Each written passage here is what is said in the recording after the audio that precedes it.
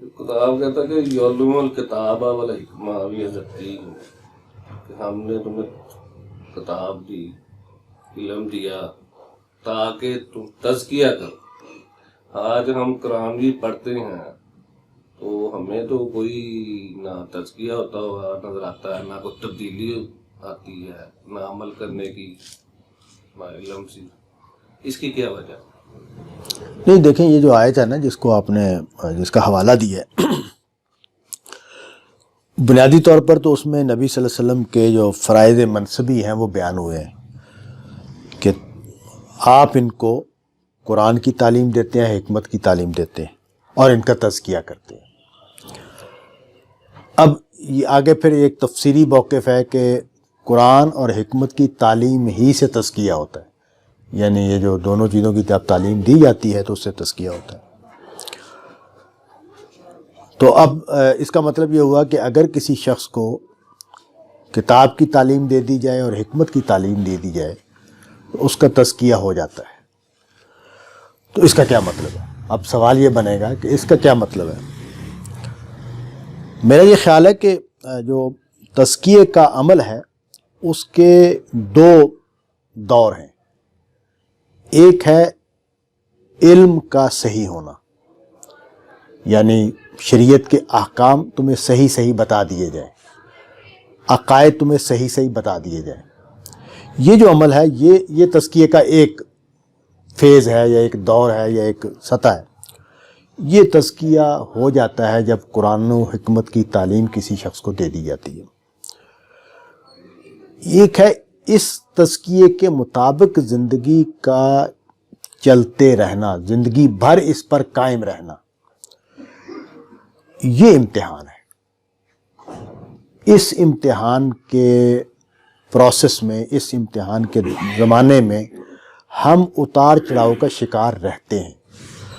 یہ جو بات ہے نا کہ مثلا ابھی بات ہو رہی تھی کہ جی فلاں آدمی درس قرآن میں آتا ہے تو اس کا تو عمل اس طرح کا ہے، اس کا تو رویہ اس طرح کا ہے، اس کی تو ایکٹیویٹیز اس طرح کی ہیں،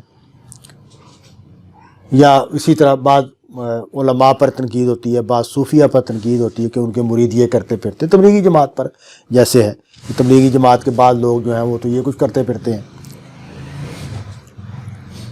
ہر آدمی جس کا علم صحیح ہو گیا ہے، جس کو بتا دیا گیا ہے کہ توحید یہ ہے، ایمانیات یہ ہیں، آخرت کو اس طرح ماننا ہے، شریعت کے احکام یہ ان پر اس طرح عمل کرنا ہے، عمل کرنے کی جو اس کی زندگی ہے، ان میں جو عمل کرنے کا زمانہ ہے وہ ساری زندگی ہے، اس میں اتار چڑھاؤ رہیں گے۔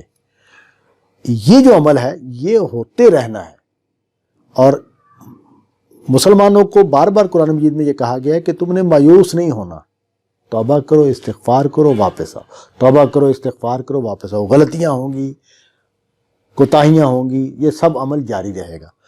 تو اس وجہ سے یہ جو تزکیے کا ایک فیز ہے وہ تو ہو جاتا ہے، ہاں اس میں سمجھنے میں، عمل کرنے میں جو پرابلمز ہیں وہ رہیں گے، اور ان پر ہم نے ساری زندگی اس کشمکش میں رہنا ہے۔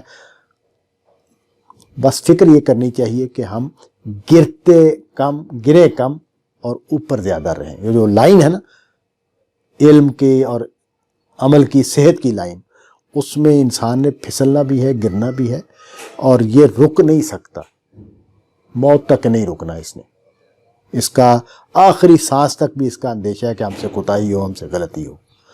تو اس میں ہم نے یہ بس بچانا ہے اپنے آپ کو، بچانے کی تو سارا امتحان ہے۔ تزکیہ ہو چکا ہے، مجھے پتہ ہے صحیح عمل کیا ہے، چوری گناہ ہے، جھوٹ گناہ ہے، زنا گناہ ہے، بے حیائی گناہ ہے، نظر کا خراب ہونا یہ گناہ ہے، وغیرہ وغیرہ، ہمیں سب معلوم ہے۔ میرا تزکیہ ہو چکا ہے، ایک تزکیہ میرا ہو چکا ہے، اب میں اس پر پورا کتنا اترتا ہوں یہ عمل جاری ہے، اور اس میں مجھے اپنی کوتاہیوں پر، کمیوں پر، خرابیوں پر، جو کشمکش ہے باہر کی اور اندر کی، اس پر جو زمانے کی کشمکش ہے میرے ساتھ، اس پر مجھے قابو پانا ہے، اور اس قابو پانے میں ناکامیاں بھی میرے ساتھ ساتھ چلنی ہے۔ اس طرح کا کوئی انسان نہیں ہو سکتا الا یہ کہ اللہ تعالیٰ اس کو بدل دیں، تو پھر امتحان بھی ختم ہو گیا، پھر اس کو اٹھا لیں گے اللہ تعالیٰ۔ جب تک زندگی ہے یہ امتحان قائم۔